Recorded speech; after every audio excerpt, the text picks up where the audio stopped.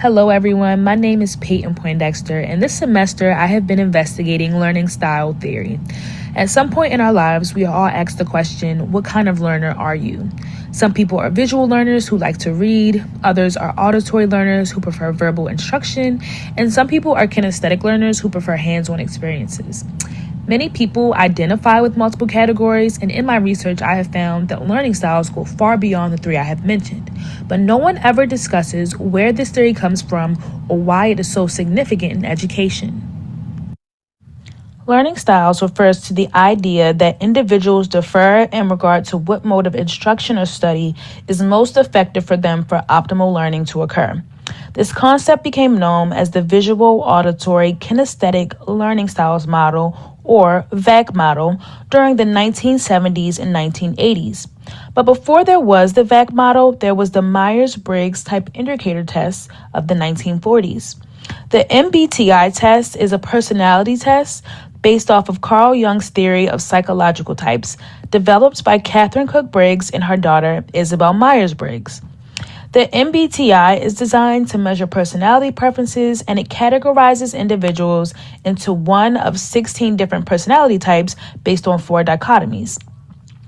Finding out what kind of person you are had a deep appeal and opened the door for people to feel seen and heard in society, especially during the self-esteem movement of the 1980s. The MBTI paved the way for learning style assessments, and soon they became widely used in educational settings as a framework for understanding and accommodating diverse learning styles. But despite the popularity amongst the public, the learning style theory has yet to garner empirical evidence to support its claims. Even without scientific evidence confirming the validity of the VAC model, there is an entire industry dedicated to publishing learning style assessments, along with guidebooks for teachers and professional development workshops for educators around implementing this concept in the classroom. There are even schools that label children with V, A, and K shirts so other educators are aware of the child's differences. Empirical studies on learning style theory investigate the meshing hypothesis specifically, and the meshing hypothesis is the claim that meshing a student's preferred learning style with the instructional method of the teacher will lead to optimal success in the classroom.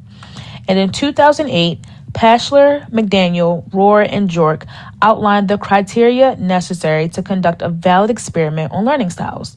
First, students must be divided into groups based on their learning style preference, and then they are randomly assigned to groups to receive one of multiple instructional methods. All students then must be administered the same test, and findings must reveal that instructional method that is effective for students of one learning style is not effective for students with a different learning style, indicating a crossover effect. Rogowski, Calhoun, and Talal conducted 2 separate studies testing the meshing hypothesis. In 2015, they used a sample of 121 adults from New York City who completed 16 years of education, were between the ages of 25 and 40, and were native English speakers. They used the Building Excellence Learning Styles Inventory Test to measure learning preference, and the Listening and Reading Aptitude Test from the Gray Oral Reading Assessment to measure listening and reading comprehension. Adults then were given either an audiobook or e-text of Chapter 17 of the nonfiction book Unbroken, reading or listening to approximately 3,200 words and taking a 48-question comprehension test twice, once immediately after completing the passage and then 2 weeks later. After running their analysis, researchers found no crossover effect, suggesting that there is no evidence to support the meshing hypothesis. If you look at the graph under the 2015 study, you will see what acceptable evidence to confirm the hypothesis would look like as 1A, what unacceptable evidence that does not confirm the hypothesis looks like as 1B, and finally the actual results of the study as 1C. In 2020, they tested the meshing hypothesis again, but this time with the school-age population. They used 136 students aged 10 to 11 from a public middle school in Pennsylvania. Students completed a learning style inventory for 10 to 13-year-olds, comprehension tests in both reading and listening, and over the course of 2 days, students were randomly assigned to instructional modalities, either auditory or visual, in different test forms each day. One day, they may have an auditory instruction with test form B, and the next day, they may have visual instructions with test form A, or any combination of the modalities and forms. After running a mixed design two-way ANOVA, researchers were unable to identify any crossover effects, suggesting that there was no evidence to support the meshing hypothesis. If you look at the graph under the 2020 study, you will see what acceptable evidence to confirm the hypothesis would look like as A, what unacceptable evidence that does not confirm the hypothesis looks like as B, and finally, the actual results of the study as C. As I mentioned at the beginning of this presentation, knowing what type of person you are has deep appeal, and because as humans we tend to cling to the information that resonates with us the most, sometimes we oversimplify one area for the sake of having a perceived solution in another. Neural myths, or misconceptions about the brain and how it functions, are constantly fed to us through media and conversation. The idea that we only use 10% of our brains, that we have left-brained and right-brained people, and learning styles are all outdated interpretations of neuroscience research, and these have implications when it comes to education.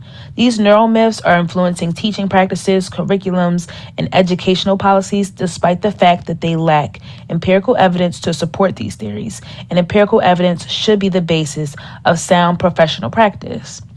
We can recognize that there are differences between individuals without restricting learning to one superior sense, and we shouldn't attribute an individual's lack of success in an area to an inadequate instruction. Oversimplifying how the brain works ignores how interconnected and dependent the parts of the brain are on one another and halts continued research in areas where people think that we have all of the answers. Addressing neural myths requires critical thinking and a commitment to evidence-based practices. Educators, policymakers, and the general public can benefit from staying informed about current research findings in neuroscience and cognitive psychology to ensure that educational practices are grounded in scientific evidence rather than misconceptions. Thank you. Woo! Are there any questions for Peyton in the room? There's nothing on the chat so far. Librarians always have questions. Did I hear you correctly that there are places that have labeled their students with shirts about these learning styles that aren't real? Yes, I believe it was in Scotland, but there was a school specifically that students either had a V, a A, or a K on their shirt, just so other teachers knew, like, oh, what type of learning you should engage in with that type of child, that so they'll learn best. And reading that, I was like, wait, why would you do that when there's no evidence to support that's a real thing? But yes, there are schools that do that. Any other questions for Peyton? Okay, great.